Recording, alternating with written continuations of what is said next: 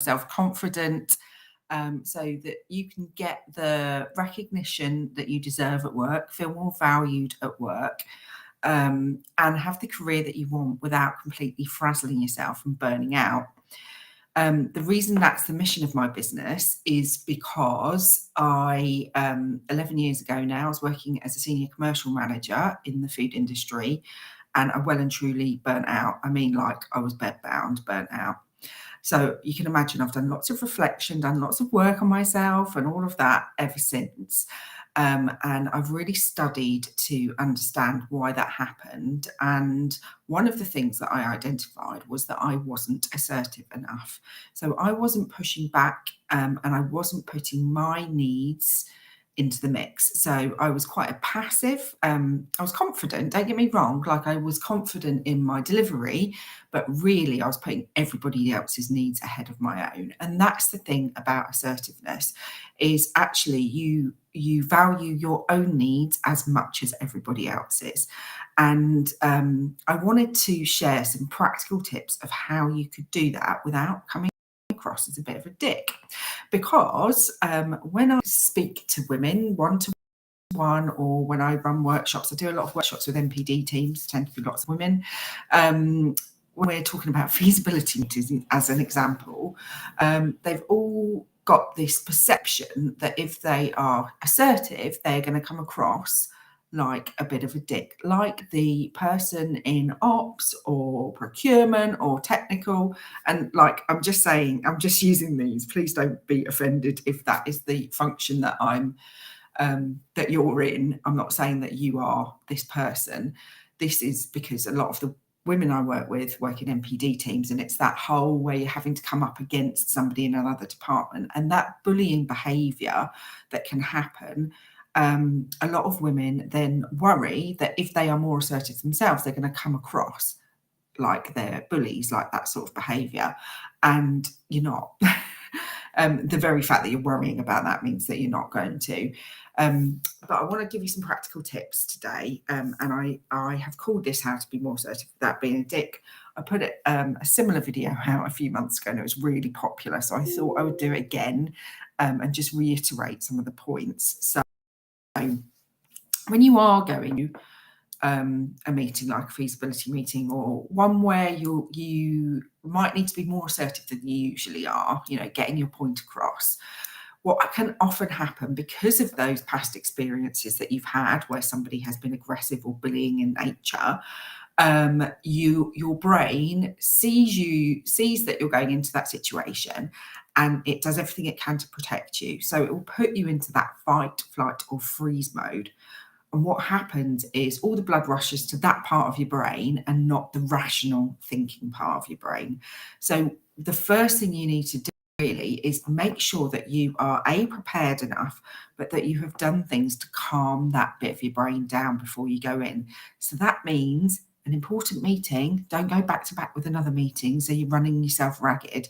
Make sure you've got at least 5 minutes to go to the loo, do whatever you need to do, and just get yourself into a calmer state, because that's going to help you with that internal chatter that's going on. So that's my first tip, is, prepare and get yourself into the right state of mind before you're even in that meeting. So that can mean that you even need to plan ahead to make sure that you're not back to back and stuff like that. So it really is about thinking about how you're going to need to act in that situation. And my next tip is thinking about how much you listen versus how much you talk. Aggressive people talk over people. Assertive people do an equal amount of talking and listening, and passive people tend to listen and not really say very much. You want to be that person in the middle. So yes, you want to get your point across, but you also need to properly listen to the responses. And actually, there's some ways that you can make it really clear to that other person that you're understanding what they're saying. So you can paraphrase back. You can ask them more questions to increase your understanding, and you will get respect for that. You will be seen as somebody who gets them and listens. We all just want to be heard, as humans. The next point, so that point is about listening, really. The next point is about your body language, she says, sitting here like this, because it is really important, isn't it? Because if I'm sat here fiddling with this pen, which I do, and playing with my hair, it starts to give an impression that I'm nervous. So actually thinking about the things that you do, and this is when you're on video like this, on a Teams call, or in real life, think about shoulders back, head up, because people are more likely to listen to you if you're doing that. So, you know, it does my head in that people have cameras off on meetings. I know you've got other stuff to get done sometimes, but really, if you're wanting to get your point across, you really need to be doing that, and you need to be making sure you are looking directly into the camera so that people will listen to you. You'll notice I use my hands. You know, I'm just looking at a little green dot. I'm hoping there are some people watching. Come and say hi if you are. But I'm just looking at a green dot. But it's about the impression that you're giving and how you're communicating that stuff. And there's lots of talk about whether you should give eye contact or you shouldn't. And there's no real science to it. You've got to, you know, if you're in the room, you've got to kind of read the room because you don't want people to feel like you're staring them out. Some people, yeah, particularly neurodiverse people, might find that quite intimidating or might struggle to do it themselves. But read the room and think about how you're engaging the people that you're talking to, because you will get more and you'll be valued more for doing that. And then my last one for today, I will be doing more videos on assertiveness, is to stop apologising. Assertive people do apologise. I'm not saying like if you've done something wrong, you shouldn't apologise. But what I'm saying is it's using those phrases and almost like apologising for existing. So would it be possible, sorry, can I just interject? You don't need to apologise for interjecting. You say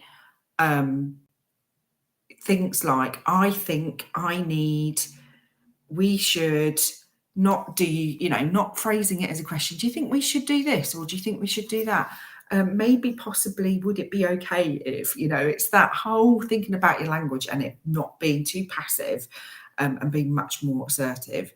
Now, what I would say in this is just with everything, it gets easier with practice.